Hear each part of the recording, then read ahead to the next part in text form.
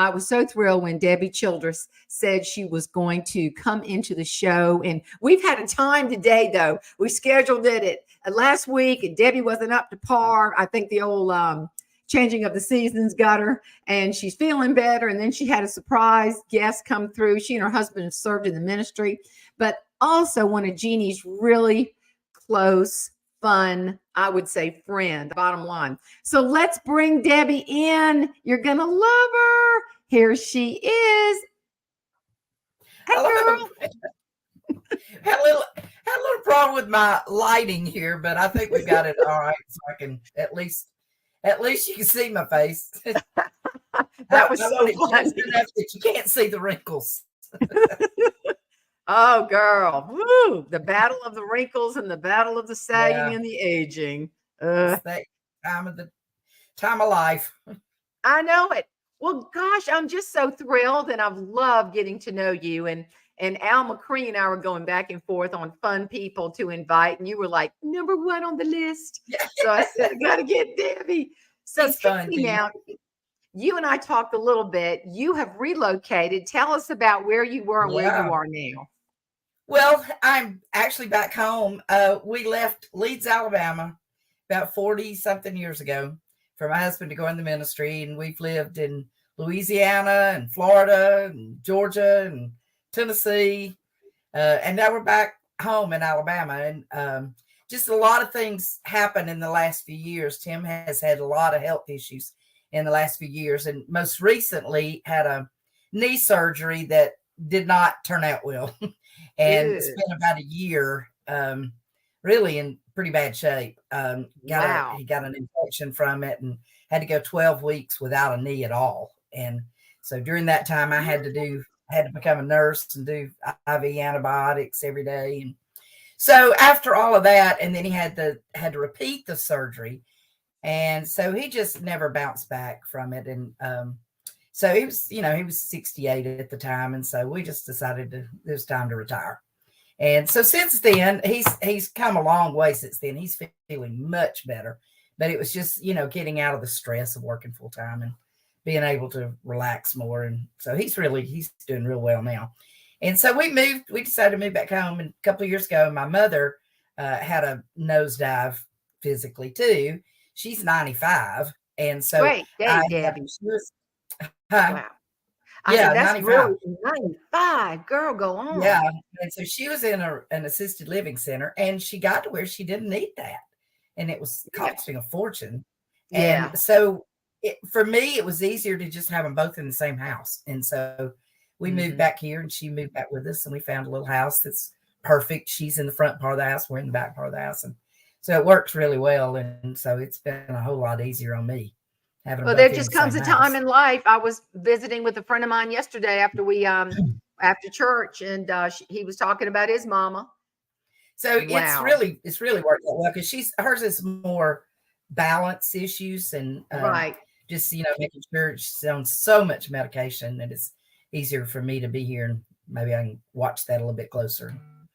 So, but other than that, we're rocking and rolling. Yeah, that's good. That's always good to hear. Yeah. And you just had guests that you hadn't seen, you told me, in 40 years came by. 40 years. Yeah. This guy was like a summer missionary, and my high school choir and youth group from my church would go to Boston, Massachusetts in the summers, and he would help us while we were there. And we did things out in parks, and we would sing in a park at night and those kind of things. And so he helped us with all of that, and just happened to be in Birmingham. And so he called last night, and I said, well, you can't be this close and not come out here.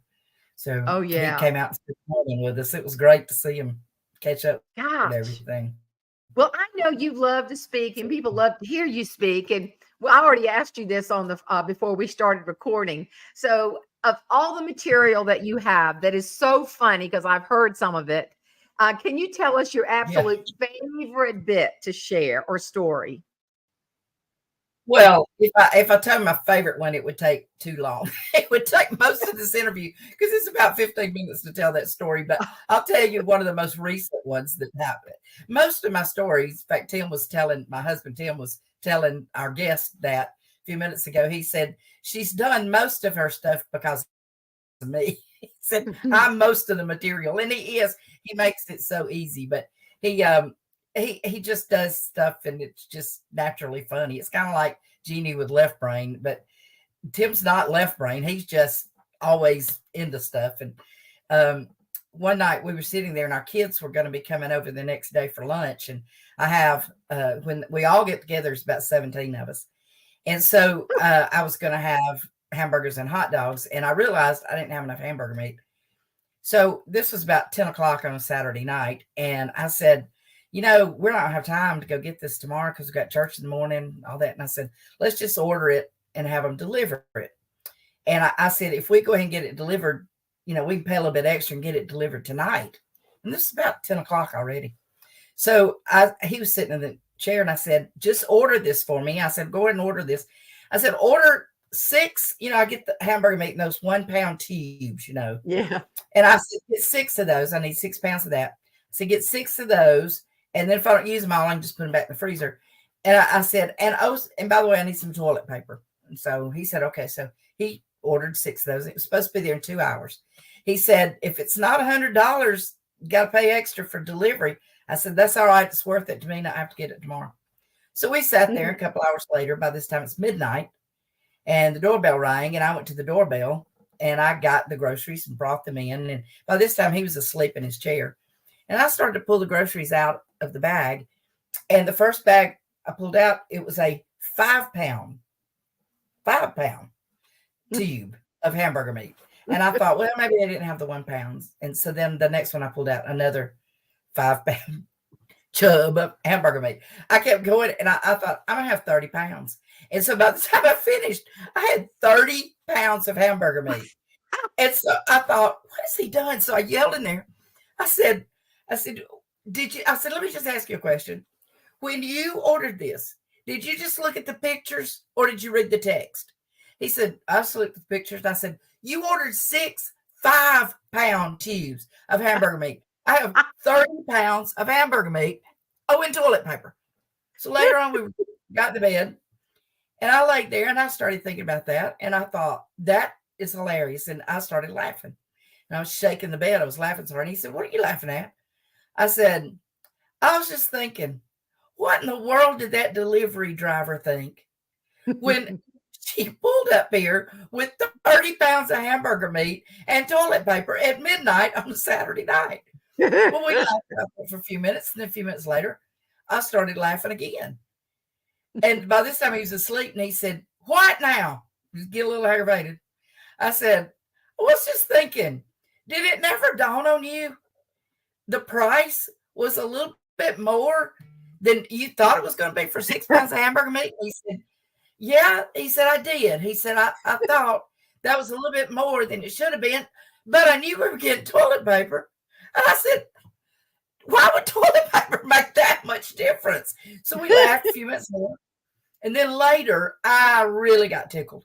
And he said, by this time, he's really aggravated. He said, why are you laughing now? I said, well, I was just thinking, at least we saved the delivery fee, because it ended up being $153. All I was expecting was 6 pounds of hamburger meat and toilet paper. It ended up being $153.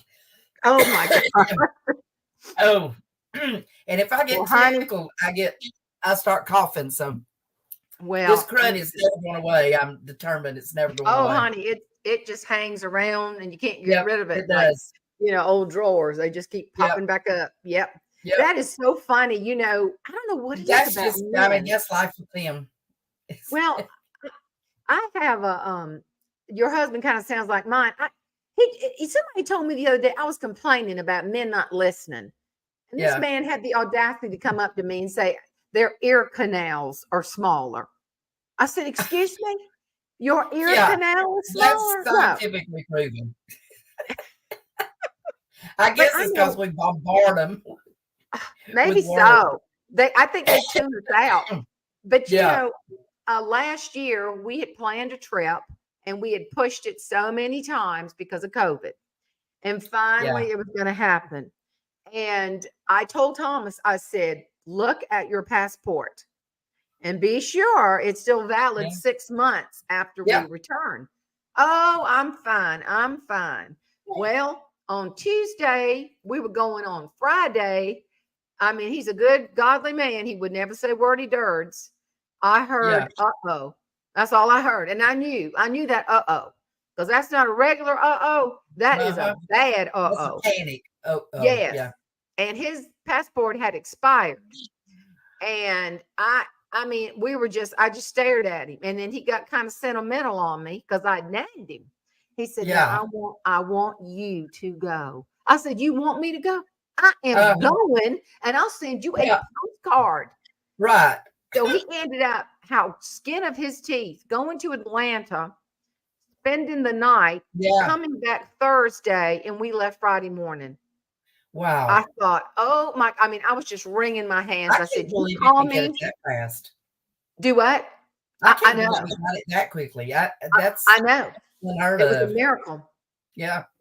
But I don't know what it is. I just don't know. So is it safe to say, Debbie, your humor just comes from just being keen to what's around you and the Oh, fact that your yeah. husband's, Yeah. yeah. And just you can make a story out of everything. Yeah. Well, can you tell the one I heard you tell on Jeannie's show? And we're going to talk about Jeannie, of course, but Yeah. the one about, I can't remember, your husband tried to make a truck into a camper. Am I saying that Oh, right? no. That was That was we've been funny. through a series of bad cars, and Oh, I mean he was just kind of known for that. And we had this Ford Aerostar, and it broke down on the campus of the University of Tennessee and did all of these crazy things. I mean, it was like it was possessed. And so he said, if I can get this car to a dealership tomorrow, I'll trade it in. So I went on to work and left him at the dealership, and he bought. Now we had 2 children at the time, and he took them to school every day, and he bought a little Ford Ranger pickup truck that just had one seat, didn't have an extended cab or anything, just one seat. And so we were going on and this was supposed to be our good car. And so the next week we were leaving on vacation, and I said, "What are you going to do with our kids?" And he said, "Oh, I got it. I got it." He said, I got a camper shell for it." So he had a metal camper shell on a metal truck bed in August, and he put our kids and expected them. We were going to the beach. I said, "Our kids cannot." He said, "No, I got it all figured out. I got it all figured out." So I said, "What are they going to sit on?" He said, "All about bean bags." Now, these bean bags were vinyl bean bags in a metal truck with a metal camper shell in August. So we head out, and we got as far. We lived in Pigeon Forge at the time, and we got as far as from Pigeon Forge to Knoxville. And I looked in the back seat. I mean, I looked back in the back of the truck, and our kids were dying. My daughter had long brown hair, and it was just hanging down. And my son was going. I said, "We can't go any further. You got to do something." So he stopped at Walmart, put them in the front seat, let them sit in the air conditioner and everything. And there was a window in the back of the camper and in the back of the truck, so you could slide both those windows open.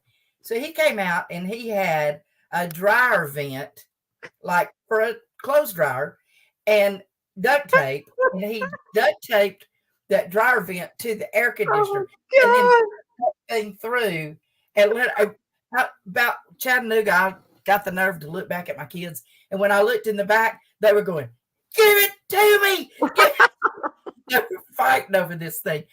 And we went all the way to Birmingham like that, and finally stopped at my parents, and they ended up staying at my parents, and we went on without them because there was nowhere for them to sit.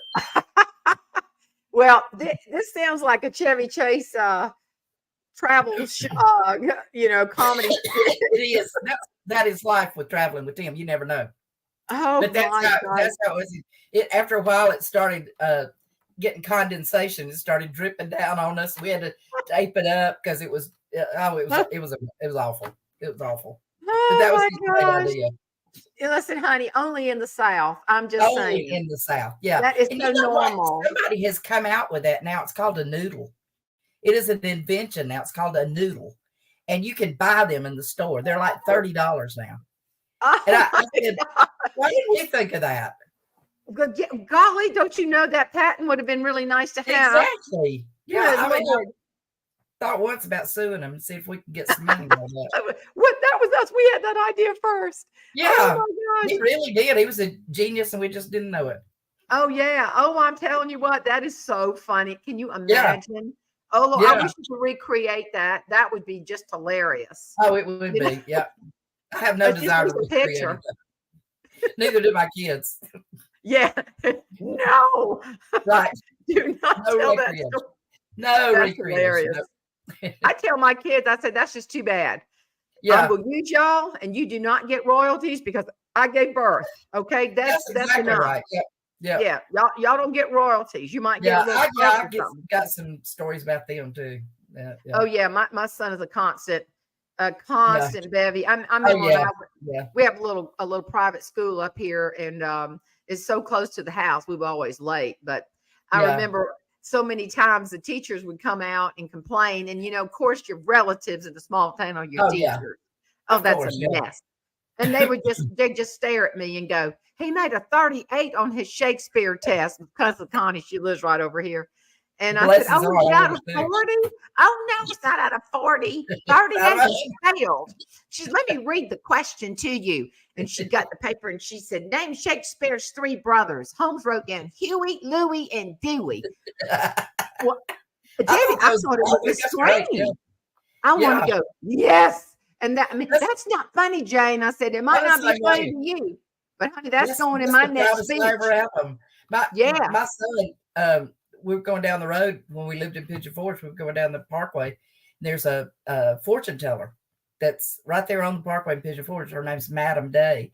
And we were riding down the road one day, and Amy, my daughter was about 12. My son was about 8 at the time. And she started laughing, and he said, shut up, Amy.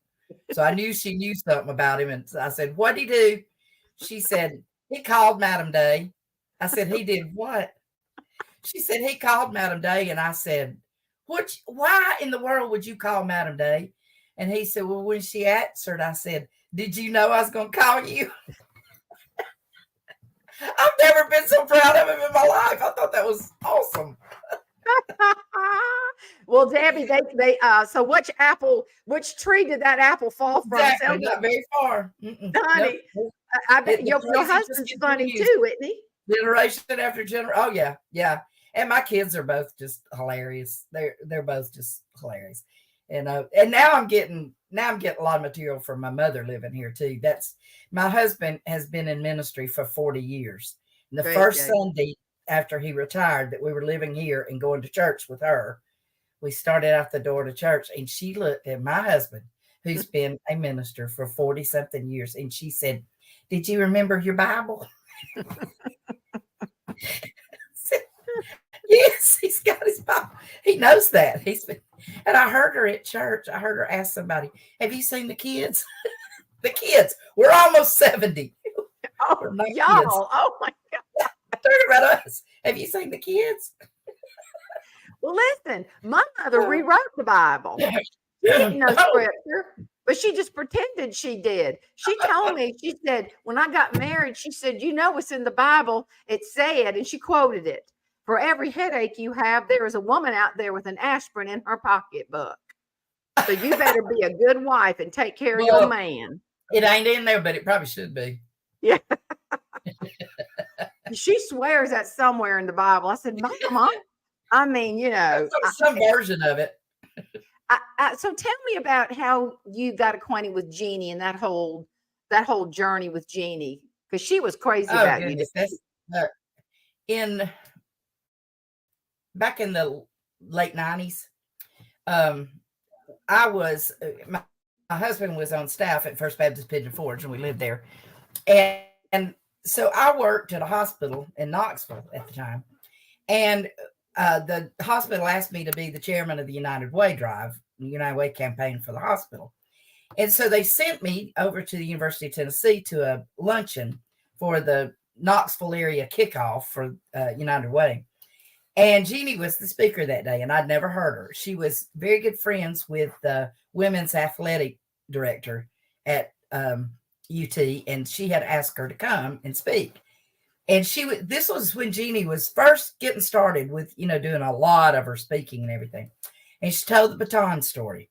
the story about the baton twirler and the beauty pageant, Oh, I know that one. Oh yeah. Yeah. That's one of her best ones. And she told, several of her stories.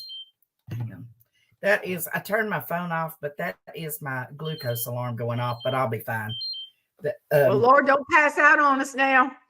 No, it's high, but I can fix it when I can get some insulin when I get off. But anyway, so I went to this thing and I heard her for the first time that day. And I had already been doing some speaking just in churches and things. And my big deal is Bible study. I lead Bible studies and I love to teach the Bible. I love to study the Bible and teach the Bible. But I always like to make it fun. And so because I think people learn better when they have Definitely good illustrations and they can remember things. And so I had always had this style of making it fun, and doing deep Bible study, but making it fun. So when I left there that day, I really was changed. I mean, it changed things about me. I thought that's how I want to be. I want to have that style. And so I started following her, and I 2 or 3 times I went wherever she was speaking and heard her speak and things like that. And she meant so much to me that I read a little book, and it was just a lot of fun. And I mailed it to her and said, "You just can't imagine what you mean to me." Well, she sent me a note back, and I thought, it was like meeting a movie star or something, I mean, it was just great for me. And so for 30 something years, I followed her, watched her. And then when she did the videos, I just, all those videos on YouTube, I watched every one of them. And she just was kind of my role model, for things I want to do. So everybody knew it. I talked about her a lot. And so my Sunday school class, which was a group of senior adult women, my Sunday school class said, Debbie, when she announced her contest in 2018, she said, they all said, you've got to enter her contest, because by then they knew all my stories, and because I'd use my stories in my Bible studies. And so she said, and I could always use it as an illustration of something, So they all said, you've got to enter this contest. So I finally just said, okay. In fact, one of them filled out the paperwork for me and everything. She said, you're going to do this. So I said, well, I can't do this without an audience. I can't do a video without an audience. This is even hard for me to just tell a story now with just you. I got to have a crowd. I feed on the crowd. Oh, yeah. So I just made an announcement at church one Sunday and said, I'm going to do a comedy show. I need an audience. And I thought I might have 20 or 30 people there. I got there and there was packed. There was 200 and something people there. Debbie, that's awesome. Our church. And I had a ball. The more they laughed, the more I told. I ended up being about 2 hours of recorded time, of me telling these stories. So it went over so well. And so I sent it in thinking, if nothing else, maybe she'll just, I didn't care about the prize money. I just wanted to be able to perform with her, because that was one of the prizes. You got prize money, but you also got to be on stage with her at whichever one of her shows you wanted. You got to open for her. So this went on and went on and went on. And finally, my grandson was graduating from the Marine Corps basic training in Paris Island. And so we drove over for his graduation, and we had rented a house, and we were sitting there and the phone rang, and I picked it up, and it was Erin, one of the Nashville people. And she said, Al McCree wants to talk to you. So I get on the phone with Al, and then Al said, okay, somebody here wants to tell you something. And Jeanne got on the phone and she said, you won. And so we met on the phone actually. And so we talked and that was just the greatest day for me, just the greatest day. And so then I wanted to meet her, because I knew I would be so starstruck when I actually met her that I didn't want the show I was doing. I chose the Athens, Georgia show.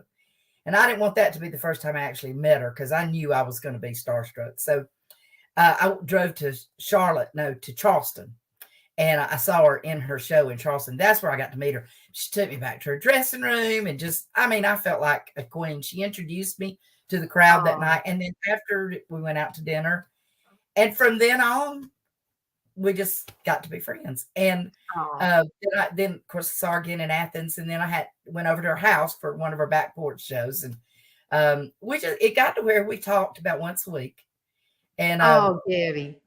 we talked about everything in the world. And of course that was during the time that that Jerry was sick, and so she was, I would pray for Jerry, and we'd talk about that on the phone, and we just talked about everything, and just got to be really close friends. And Oh my I miss goodness. her every day. I I'm still miss her telling you, every I'm day. with you.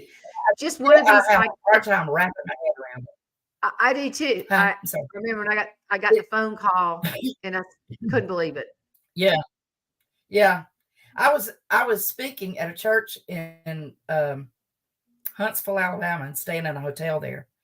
And I got a text from Norma Rose, and Yeah. she just said Jeanne just passed, and I was just in shock.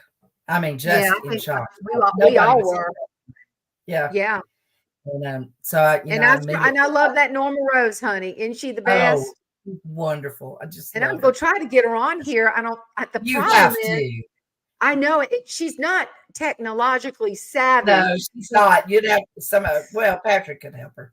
Patrick can do He would it. Yeah, help her. Patrick could if Yeah. I got him He would love involved to in do that. But yeah, she was just somebody to really study. I mean, Yes. when you look at what she brought to the table, Yeah. her work ethic, her Oh, yes. creativity, to Yeah, it ability was to her take life. I mean, her that life. was her life. Yeah, Yeah. it's true.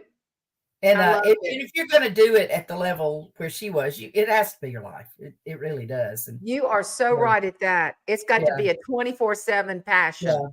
And it Yeah. never could be that for me. I wanted it to be, but it wasn't. It just wasn't the life I was supposed to have. I have thought about it a lot in recent years. Why would God let me win the contest and then not lead me in that direction, but lead me in another direction? And I have finally come up with it that it is just that was just God's gift to me. God Yeah. just gave me that gift because he knew when she was going to die. And Yeah. so it was his gift to me to let me have a couple of years getting to know her and enjoying her, because I really had. I mean, I had just worshiped her from afar for so many And years. I think you were a gift to her. So I got to where I could run stories by her. How do you think this would work? And she'd call me sometimes and say, "You think this will work?" So that was just an extra special thing that. Well, that's an honor, I'll tell you, there, because she did that with her core group, the Yeah, platform professionals, but not many people got to hear and help her massage a story. yeah, I mean, I remember one time she had lunch with me and she wanted me to help her talk like she's from New York. How yeah, are you? I'm from New York. And yeah, I went through it, and Judy said, I can't hear it. I can't hear it. I said, just say, like, think of Hawaii and say, how are ya? yeah. I said, just think about that. I don't know why. I Yeah, can pick up she did have a couple of stories. I think the one about the where she ends up putting the pants over her shoulder. Oh, The that was funny. pashmina. Yeah, Yes. I think she uses a New York accent in that one. So I wish I had my bag with me. Norma Rose sent me one of her pashminas. she did me too. She It was sent me just, one too. oh man, I just love it. Green, I wear it at Christmas. Well, when my very first theater show, I had it draped over the chair. Yeah. And I said, those of you who know Jeannie, her new Jeannie, Yeah. this is her pashmina. If you know anything Yep. about her funny stories, she does Yep. tell some great ones about When I speak pashmina. at Christmas, I always wear it. Isn't Always wear that it. so sweet, Yep, Debbie? I declare. is. Isn't it so nice to, I just feel like God puts people in our paths and we don't know I do when, too. how, Well, I know that's why. what happened with her. Yeah. Yeah, it's like a divine appointment. I Yep. think you're absolutely right. Yep. So I'm real involved in our little church, and I all the time try to pick up stories, and I Yeah. got to be respectful too. Like had an organist, and she was very faithful. You know what that means? Yeah. Oh yeah.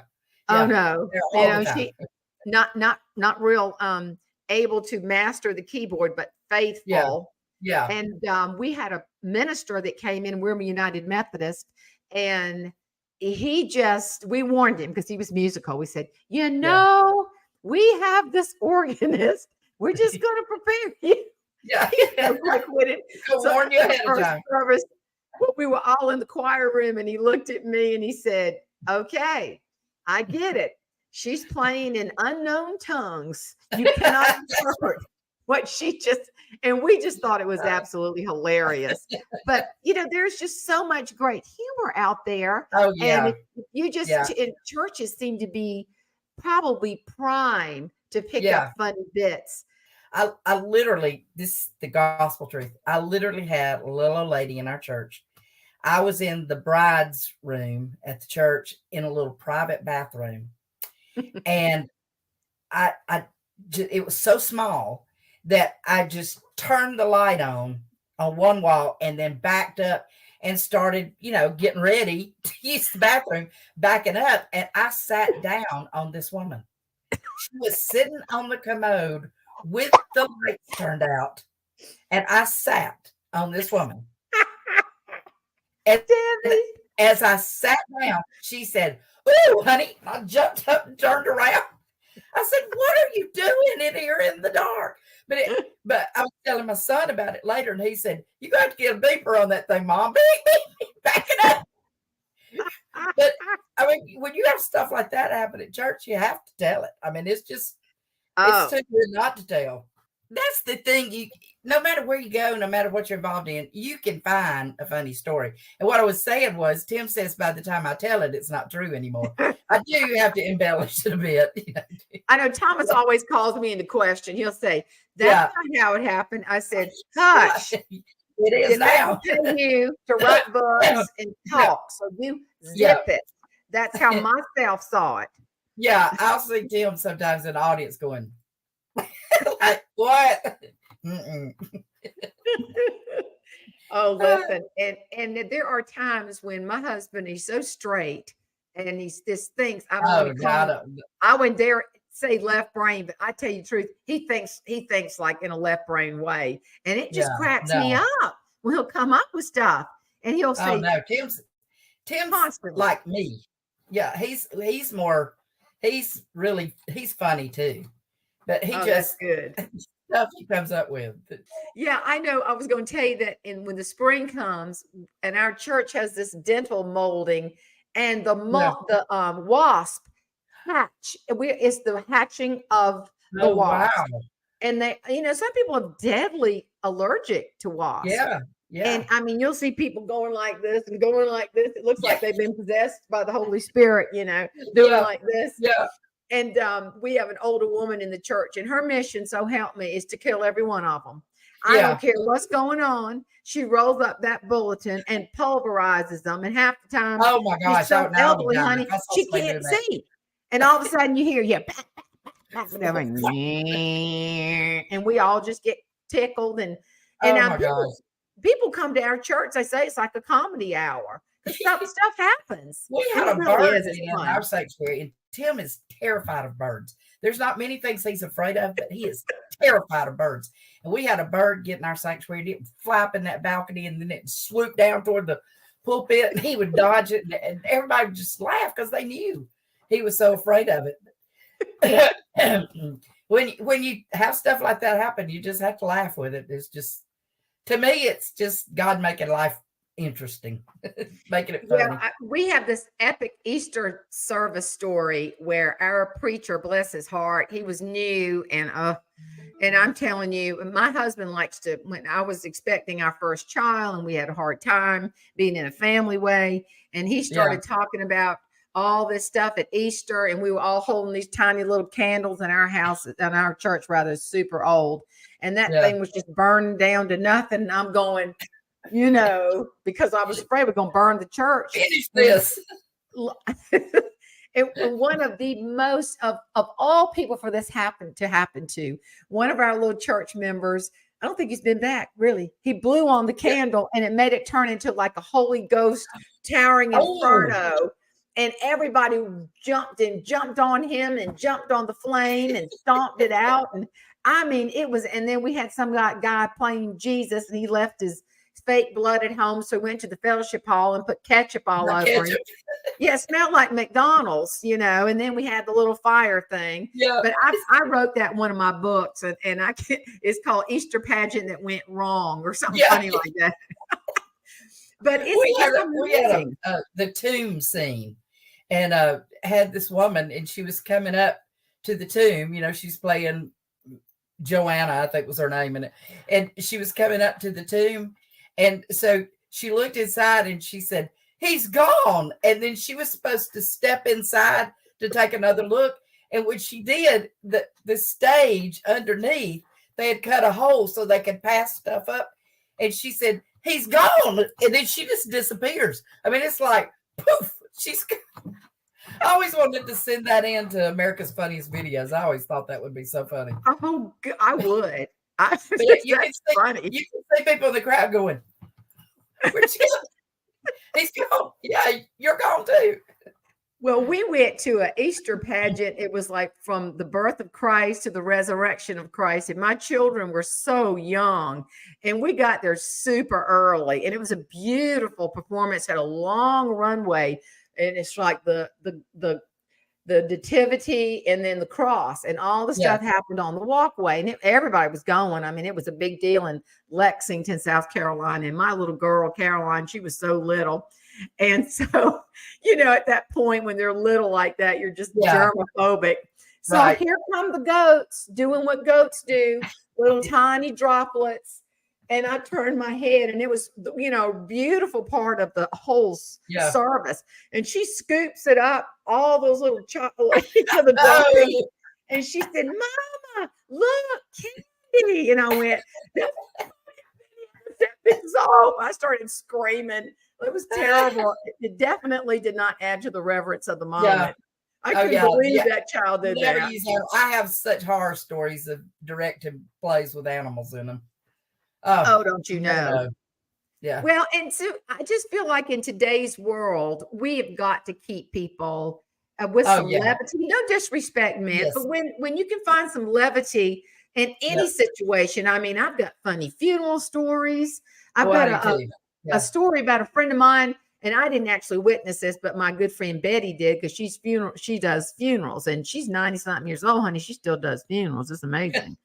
But she had someone in the church with a stepmother and a blended family. She forgot to cut her cell phone off.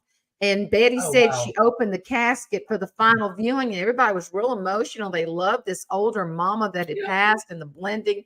And all of a sudden, the cell phone went off, and it was the woman's ringtone to her favorite song from her favorite musical, The Wizard of Oz. I know.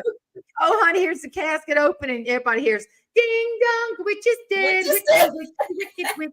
Ding dong, the wicked witch is dead." And everybody absolutely adored this woman, the whole family. And the woman just went, oh. And so Betty felt so badly, went up to her at the burial and said, "Honey, I am so sorry. Are you okay?" And she said, "If I only had a brain." So you see how she found the humor. And that's true. I mean, the first person you have to laugh at. Yeah. Oh, I think one of Jeannie's funniest stories that she tells is about her uncle that got buried 3 times. Have you ever heard that one? No. I love that. Is one of my favorite stories, and I never heard it till right before she died. She posted it, and I called her that night, and I said, "I have never heard that story, but that is one of the funniest ones I've ever heard." You've got to tell that. I do not know that story. I can't remember how. I just remember that it was they buried in one place, and then another family member wanted somebody else. They moved to somewhere else, and then they moved to somewhere else. But it is hilarious. You got to find that. That's one of my favorites. I love that. I absolutely anything Jeannie would come up with, she made so funny. Just on her show, that time I went to Burlington, and I was so privileged to be there. I know you felt the same way, like, wow, this is amazing. And then Norma Rose, just have a seat for Norma Rose. She just meanders on in and sits down. Comes on in with her hats and flowers. But I wrote a book called Bury Me With My Pearls, and I dedicated it to my mother because my mother was very funny.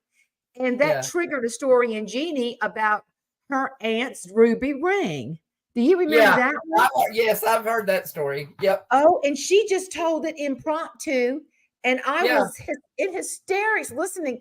I mean, Yeah. Jeannie was masterful at She polishing was. a story, but she was so gifted at finding a story too Uh-huh. and She's seeing just, the there's humor. nobody like her. There is Oh no, nobody like her. Mm-mm. absolutely Never will not. be. No, No, never I will mean, be. she hit the market on top of her brilliance. I mean, she and Yeah. Carl Hurley used to do the cavalcade of comedy. I remember Oh my that. goodness. We went to one of those and they did this little dance where she was, this much taller than him. And they did this dance where she was the lead and she would hold her hands and he would twirl under. It's hilarious. I love that. Well, And Debbie, I want. that's when she told the sign language story Oh, about that how was they hilarious. were learning sign language, but they would have to do it backwards because they have to do it to their face.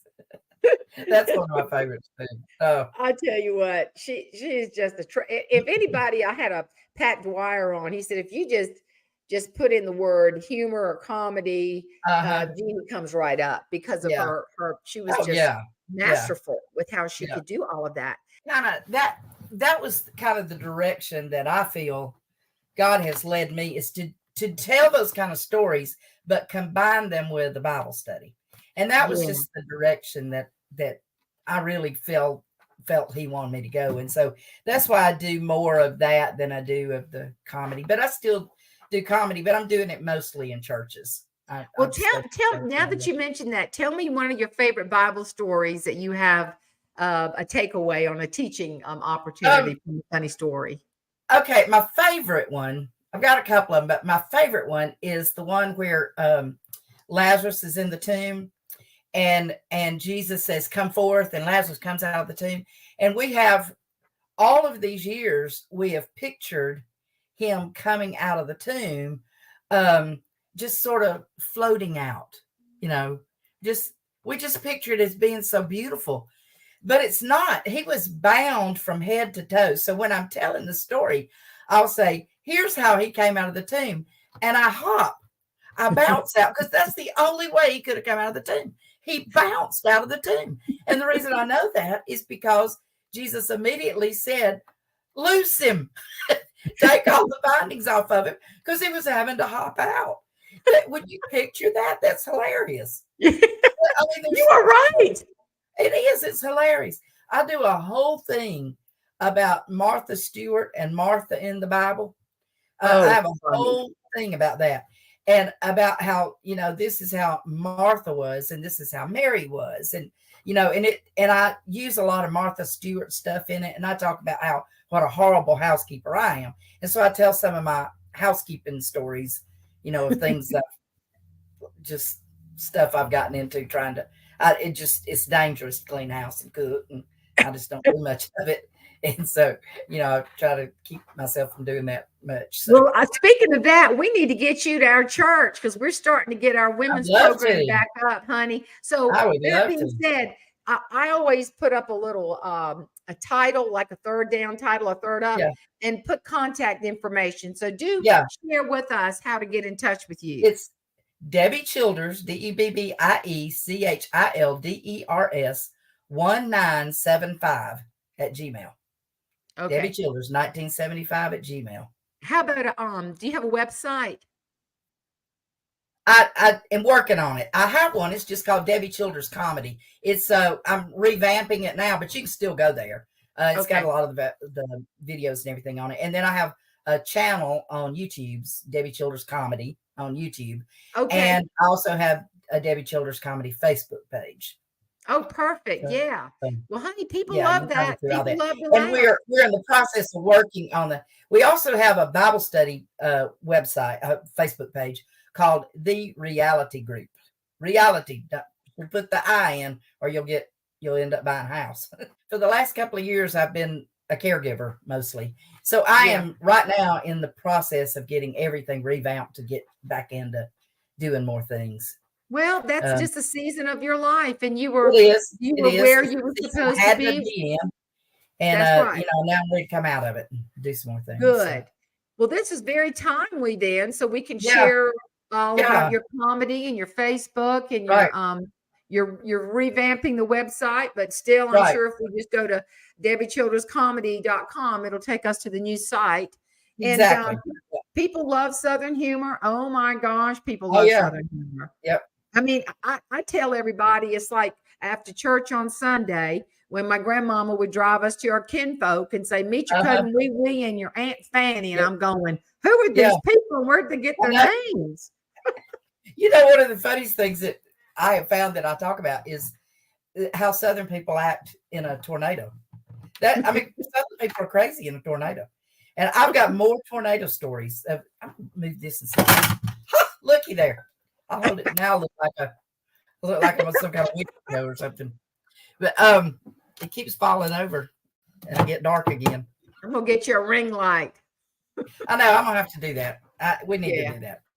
When we lived in Georgia, I had a studio, and I had the big lights and the all the things to shade it and keep it off my face and everything. And when we got built, we sold that gigantic house and moved into a little garden home, and I just don't have room for all that anymore.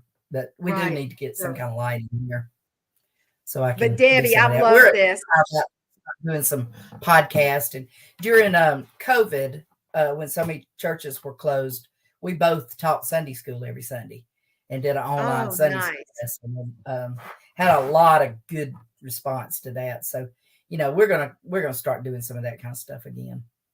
I think that's great. Any way you can get the joy of the Lord is my strength out there, and that just to stay joyful and that's how I always end my. If I go to a church and do something, I always end it with that the joy of the Lord is my strength. And the other one is, I have it on my wall. It says, she clothes herself with strength and dignity and laughs without fear of the future. I love that. Yeah, I have a whole thing about the Proverbs 31 woman. I just rewrote it to be modern. But I love that scripture too, because it's got so much depth to it, and it's relevant. It's timeless. Sure it is. That she buys a vineyard and her husband trusts in her. Yes. The businesswoman. Yep. Yes. And she clothes herself in scarlet, which is purple. Like bright colors. Yep. Yeah, like royalty. Yep. Oh yeah. I have a whole chapter, and I wrote a book called Rhinestones on My Flip-Flops. And it's about Jewish women, of course, all of them in the Old Covenant, and their flip-flops and what we can learn from them. Yeah. And I talk about deceived Eve. That's my first person that I highlight, because we don't know what she was, but still, I mean, she kept thinking, oh, it's got to be something out there that's better for me. And anytime I hear a woman say that, she's going to mess up. Yeah, because the first things they'll do is they'll go hang out with the folks after work and maybe get a drink or just happy hour or something. And then boy, it's like the frog in the water. And then life anymore. Yep. Oh yeah. And all of a sudden, and it's like how deceived was Eve, just like us looking at Facebook and the perfect families. Like I don't have that. And so then she lost her paradise and she's thrown out of the garden. And then she looks around and realized that she had everything, but didn't realize it because the enemy whispered in her ear, you could be like God. You can be just like him. Yep. And so I love to use that too. I have found this group. Their name is Seen, Seen. That's the name of the group. And they have written 24 songs about women in the Bible. And the first 12 in the line of Jesus, and the other is 12 who saw him face to face. And you need to just go to YouTube and just type in music by Seen. The girl's name is Kristen Brewer. She's the musical director for the Sight and Sound Theater in Lancaster, Pennsylvania. But she is her parents were in seminary with us. And these songs are just incredible. And if you like studying character studies of the women in the Bible, you would love these songs. Oh, I love that. Yeah, you need to look them up. You would. Well, I tell you the truth, we're gonna get you down here in South Carolina to share your humor. We'll have a luncheon. That's gonna be one of your first clients when you're ready to roll. You know my number. I'm in the process of writing a book. I'm hoping I'm gonna have it ready to sell by Christmas. It's called My People. And it's basically the stories that I tell about people. I tell stories about people I've known my whole life. People like there's one in there. It's another church story about a lady in our church that died twice. her family thought she was dead. They called everybody, the church called everybody and said, call your prayer chain, call your people that cook. And everybody, started frying their chicken and all that stuff for the funeral in a couple of days. And then a couple of hours later, they called back and said, oh, the doctor came in. She wasn't dead after all. So a couple of days later, when you call them back and say she really died, they all want to see a death certificate before they fry that chicken again. But it's stories like that in there, just so it'll be kind of a just kind of a just a lighthearted book. So Debbie, yeah, you got to keep me posted on that now. I will. can share that on get everybody to push that out. That people love that kind of stuff, Yeah. And you've got a great following.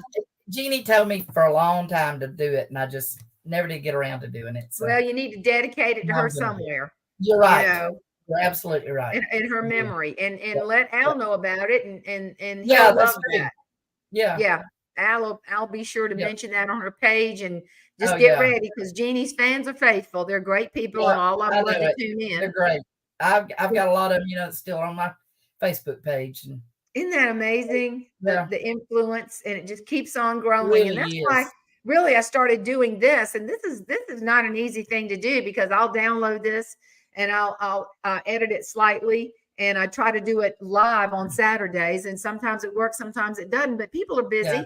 So I just do the best I can, but I want to highlight people that have had a journey and a story, and it's always much, much sweeter. And sweet tea wisdom from the church is what this one probably known as, and Southern fried humor. So I appreciate you being here, and thank you. And I'm so glad you're well. I'm sorry you had the hiccup, and God bless you for taking care of your mama and the time that you took care of your sweet hubby. Bless your heart, honey. I mean that in a reverent way. Business now, though. You ready to get back to it, aren't you? God puts that desire in your heart, and He knows when to steep it. I firmly believe that, and it just grips you. It grips you. And maybe that's Jeanne trying to tell both of us, keep laughing. Probably is. Probably got something to do with it. Saying, get her back out there. Get on, girl. Thank you, Debbie. My love to you. And we're going to get you at our church. So just stay tuned. I got your contact. I love it. I would love it. Yeah, you'd be perfect. We would absolutely love it. And so anybody out there is looking for a really funny speaker, Debbie would love to visit. She's the real deal. Have a good time. Kiss by Jeanne. Thank you, honey.